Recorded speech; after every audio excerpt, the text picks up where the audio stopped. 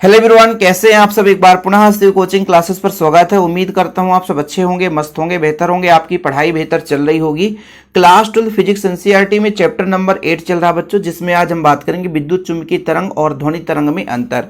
इसके पहले मैंने विद्युत चुम्बकीय तरंग और यांत्रिक तरंग में अंतर कराया था बच्चों। चूंकि ध्वनि तरंग जो है आपका एक यांत्रिक तरंग है, इसलिए यदि जिससे विद्युत चुम्बकीय तरंग और यांत्रिक तरंग में अंतर बन रहा है तो विद्युत चुम्बकीय तरंग और ध्वनि तरंग आसानी से बन जाएगा। जैसा कि आप सबको पता है बच्चों कि विद्युत चुम्बकीय तरंग किससे मिलकर बना होता, बताओ। विद्युत क्षेत्र और चुम्बकीय क्षेत्र के कंपन से जब जो तरंग बनता है वो आपका विद्युत चुम्बकीय तरंग होता है। जैसा कि आप लोगों ने पढ़ा है कि जब कोई आवेश त्वरित गति करता है या कोई आवेश दोलन करता है बच्चों, तो वहां से एक तरंग बनकर निकलता है विद्युत क्षेत्र और चुम्बकीय क्षेत्र के मिलने से। क्योंकि आवेश के गति करने से, आवेश के वेग में परिवर्तन से या आवेश की त्वरित गति से ही चुम्बकीय क्षेत्र और विद्युत क्षेत्र जनरेट होता है बच्चों।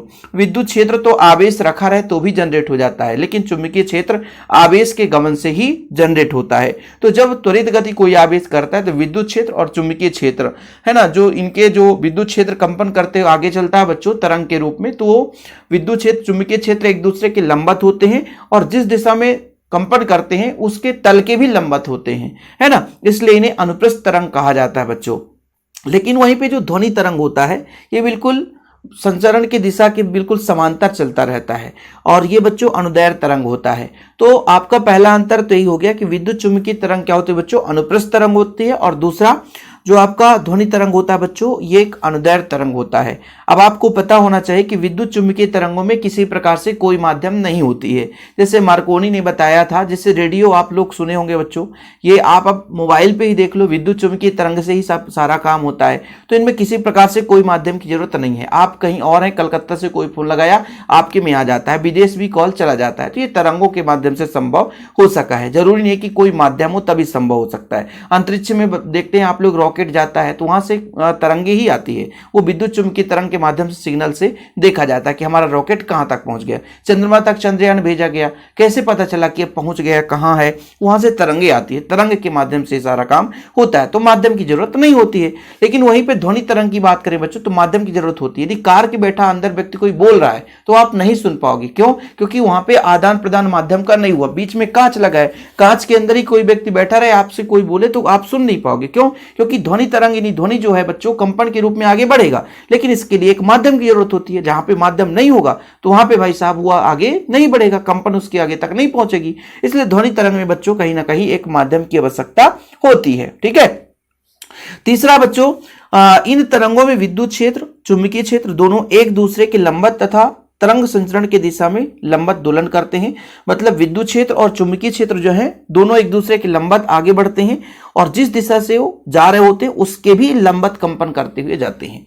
ध्वनि तरंगों में माध्यम के कण तरंग संचरण की दिशा में ही दोलन करते हैं। ठीक है, तरंग संचरण की दिशा में दोलन करते रहते हैं। कुछ जैसे कोई तरंग अनुप्रस्थ है तो समझो वो तरंग संचरण के लंबवत कंपन करेंगे, लेकिन समांतर है मतलब वो आपका क्या है बच्चों, अनुदैर्घ्य है। ओके, चलिए। इन तरंगों का वेग लगभग 3 × 10⁸ मीटर पर सेकेंड होता है बच्चों। जो आपका विद्युत चुम्बकीय तरंग है इनका वेग अत्यधिक 3 × 10⁸ मीटर पर सेकेंड होता है। लेकिन वहीं पे जब हम ध्वनि तरंगे की बात करें तो ध्वनि तरंगों का वेग बहुत ही कम होता है।